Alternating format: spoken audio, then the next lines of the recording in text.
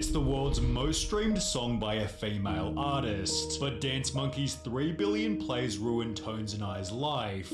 Really? Is it not Adele or someone, or not Taylor Swift? I don't think I've been happy in one day since all this stuff has happened. Not to mention the song itself is way more depressing than most people realise. You see, Tones and I first wrote Dance Monkey whilst performing her songs in the street, where on one particular night she dealt with a super difficult crowd. The whole crowd was very drunk and rowdy. Over a 30-minute period, Tones had all her money stolen, was told by an onlooker she had no talent, and had her keyboards knocked over, as the rest of the crowd demanded she keep on playing. Had like a real bad night where like people were just like again, like they weren't even chanting one more song. I'd done like 6 encores. She'd therefore make the chorus dance for me, dance for me, dance for me, referring to hecklers egging her on. I just took everything that people had said to me and put it in a song, like just sing one more time. And by the time she finally wrote it, her confidence had been destroyed. And I wrote it in the wardrobe because I still got nervous about people listening and hearing me stuff up when I'm writing music and go over and over again on the same thing. So I like really nestle myself in a small space. However, by playing the song on the street, she attracted an audience of hundreds, all of whom couldn't stop listening despite the song being unreleased. You couldn't hear the song anywhere. It was nowhere. You could only hear it live. And that's the only place you could hear it. And word started getting around about this song with no way to stream it. People would come down when I was busking just to hear it. In one video titled Tones and I NYE in Byron Bay, the uploader stated, "Don't know the name of the song, but I got a big fan of her for the first go," with the video itself showing hundreds of people listening to Tones, one of whom you can hear yelling "coolest night of my life." A different TikTok showed a similar scene, having filmed Dance Monkey on the street before its release, captioned with the title, "I just recorded it because I thought the song was good." Dance Monkey made her street performances so popular, Tones' manager stated by the end of the first song at least 20 would stop by. By the end of the third there was at least 50, and by the end of the set 150 would be gathered. We were getting shut down by the police in a few weeks. The crowds were spilling onto the street and becoming dangerous, with her local fame causing other unrelated issues. Other buskers started getting angry at me. Some started a Facebook group and were like, "We're gonna run Tones out of town," like for no reason. They just hated how big the crowds were getting. As a result, Tones took her act to a hostel where it became even bigger. Everyone just started coming to the hostel, and all of a sudden this hostel was at full capacity, 500 people. They couldn't let anyone in every single week just because people wanted to come, waited through the whole 2.5-hour talent show for this one song at the end, which was like the craziest thing. Everyone knew all the words. Describing that period as her happiest days ever. I always say that that was easily the best time in my life. She'd achieved everything she ever wanted and still had no plans to release music publicly. Always obviously just wanted to be a busker. I never anticipated even releasing music. But having gained 14,000 followers from busking, Tones spent $800 to record and release Dance Monkey. As one of her first official songs, she had no expectations. I didn't even think I'd get played on radio in Australia. Although the outcome turned out to be the opposite. The success Tones found locally was repeated on the radio. Pretty much when I released it, we saw the same thing happen, but in a way bigger scale. That what had already been happening for 8 months on the street. Topping charts in Australia just 30 days after Dance Monkey's release. 2 weeks after hitting #1, Tones released the music video, which gained 1.6 million views in just over a month, leading to her first festival invite, which slightly exceeded expectations. That reached billions of views, I guess. Tones was scheduled as the first act on a terrible stage. I opened the whole festival, and usually there's about 200 people at this stage. Although, as can be seen by the official festival video, she managed to attract a slightly larger audience. There was like 40,000 people. The video of me online at Splendor in the Grass with the red on is that. The set after me had like 500 people there. The music video hit 10 million views only 1 month later, celebrated with an Instagram Yo, 10x in just 1 month. post reading, "Old Town Road has been #1 on iTunes for 14 weeks. Until now, motherfuckers." Oh my god, don't say oh my god. Why? My stream, oh my god. 1 month after this, when the video was at 100 million views, Dude, 10x in the next month? Tones made another post reading, "I have the #1 most streamed song on Spotify worldwide at the moment, and an Aussie artist has never done that before." And then it stayed on this top of Spotify for like a record-breaking amount of time. It bet all the Shazam records. She looks like Anne Marie, Chad. Doesn't she? before becoming the highest streamed song ever by a female artist on Spotify. Tones and I had achieved what her biggest idols couldn't. Beyonce hasn't done that. Ariana Grande hasn't done that. Nicki Minaj and Taylor Swift, they've never done what that song has done. And while Tones may Wow, I didn't knew that. I didn't knew that she's such a big artist. maintain that she loved the song, this is where the problem started. And I love the song so much, people think I hate it. It just defines me, and I need that to stop. That one song that I wrote when I was on the street should not define the rest of my life. As mentioned, the song became so popular it was all that she was known for. If she played the song first at festivals, people would simply leave. Sometimes when I go overseas, I have to end on that song, because if I do Dance Monkey second last, everyone's going to the other stage and I'm sitting here playing Fly Away to my friends. But if she played the song at the end, people wouldn't stop demanding it. There was one festival I went and played, and in between every song, they were like, "Dance Monkey, dance," which is like kind of like crippling as an artist. Rolling Stone added to this by writing, during her first festival appearance at New Zealand's Bay Dreams, a section of the crowd chanted Dance Monkey over and over, unwittingly feeding into the exact narrative the song was about. During the same article, Tones and I stated, this Dance Monkey thing is like a blessing and a curse. It's opened me up to so many more fans, and to have so many people discover my music, but I don't want to be known for that until I die. It was one song I wrote, she says wearily. It's not even near my favorite song. It's not even in my top 3, or maybe not even top 5. And her view was likely tainted by the song's other problems. Tones explained her clothing style had come from a lack of confidence. Chubby, hat wearing, oversized tee. I felt comfortable in those baggy clothes.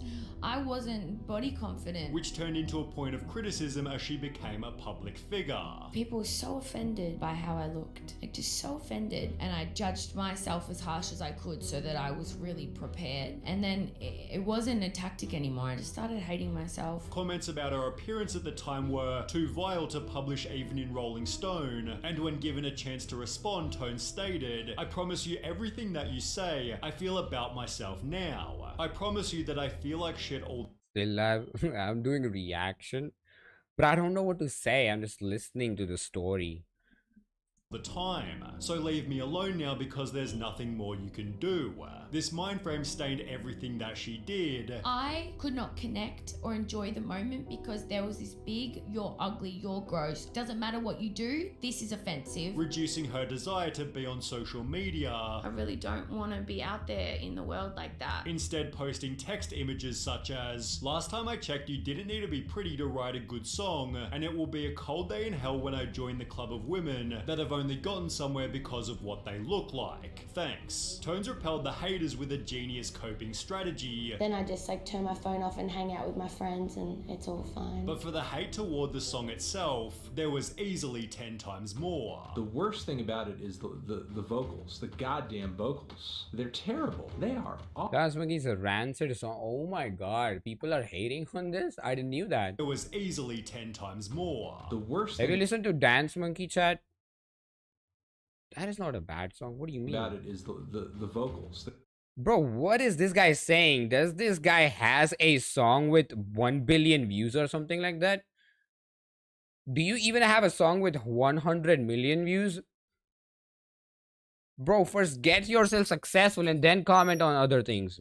The goddamn vocals. They're terrible. They are awful. The criticism began with her voice. I never ever once thought my voice was different or anything like that. Now the world is telling me that it's different. While others accused her of using effects to achieve a specific sound. Everyone seems to think your voice is super weird. A lot of people at the start thought that it was an edit. Articles such as this one had to clarify her voice was natural, although even then the song was building an army of haters. Dance Monkey by Tones and I is a terrible song. The song Dance Monkey is fucking atrocious. Oh my god, no, no, no. Dance Monkey is the worst song in history, and I will never forgive humanity for making it popular. Even Jenna Ortega slammed the song by adding, if anyone ever played that in my house, they're instantly being kicked out, while Tone's live performance on Australian radio achieved a pretty depressing record. I am the only Leica version in the history of Triple J Leica versions that have had to have the comments turned off. Was it hated simply because it was overplayed? People say, oh, I used to like the song and then it got so overplayed. It's always on radio. I can't escape it. Whatever the reason, it was making Tone's life hell. I didn't like myself at all. I preempted hate. I would just see myself through the most hateful hater's eyes. In the process, Tones had to deal with a stalker. I got probably a message like every 3 minutes, sent presents Good job, a long time no see. You're welcome to the stream. to people that know me, messaged my random friends that they've never met. This person lived overseas and left and went home and then said they're coming back for me and actually came back. Although surprisingly, Are these guys jealous from this one? Because it's on the top? The flip? Nicki Minaj might have been a bigger problem. You see, Dance Monkey had been topping the charts for almost half a year, at which point Nicki Minaj released a new song, telling her followers to do whatever you can to get it to #1. Well, rather than, listening to Nicki's song, her fans instead tore down Tones and I in a pretty lousy way. They put like racist signs or swastikas everywhere over my stuff and then reposted it on Twitter. Pushing Tones toward her breaking point. She described her haters to be beating me over and over again until I'm sitting here crying in my own home. Bro, I didn't knew that this was so big of a deal now. They are mentally harassing a person for creating a song. No one even understands how bad it really is. Winning 4 arias failed to fix anything, No one could have ever prepared me for the whole world judging me and comparing you to other artists. which was followed by a Facebook post reading, "People always say, Tones, how does it feel? It must feel great. What are you feeling? You must be over the moon." It does, and I don't want to take anything away, but I have been hiding a black hole for a while now. With success comes judgment and opinions. This I was prepared for, it's normal, which is sickening, but the relentless bullying that follows every proud moment tears my mind in two. Tones was also frustrated by the media. Would play Toilet Tower Defense. I played it. I played it for like hour and a half, I guess. And I felt like dirty when people made shit up about me, and I felt gross, like they could say anything and they did. To the extent that she was happy to see the song's popularity fading. Here comes the weekend with Blinding Lights. I'm like, good on ya, mate. Marietta's like, oh, it might go back to #1 next week. I'm like, oh no, I want to move on with my life. It's therefore no surprise she'd state, "I don't want to just try to chase that song. I loathe that song a lot of the time. A lot of times I don't want to sing it, instead turning lemons into lemonade with an album called Madhouse, documenting the highs and lows of unexpected fame. The whole ordeal also inspired a weight loss journey, Here's an exclusive. I've actually just lost 30 kilos. leading to positive articles for the first time in a long time. Tones therefore also added this. After experiencing maybe the biggest high and the biggest low, the highs do outweigh the lows, and now I'm in a place where I see a lot more love. And now owns the fact that she simply made an awesome song. I'm so thankful for that song, and I'm so proud of that song, and I'll never not. She probably made a lot of money from that song. But I guess money can't stop you from being depressed.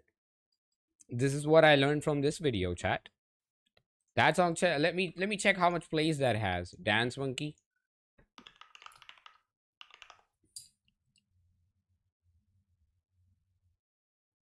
Look, 2.1 billion views on a video, chat.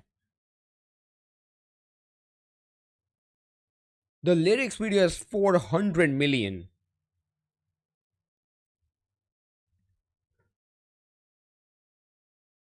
She made a lot of money from that, but still people's comments made her depressed.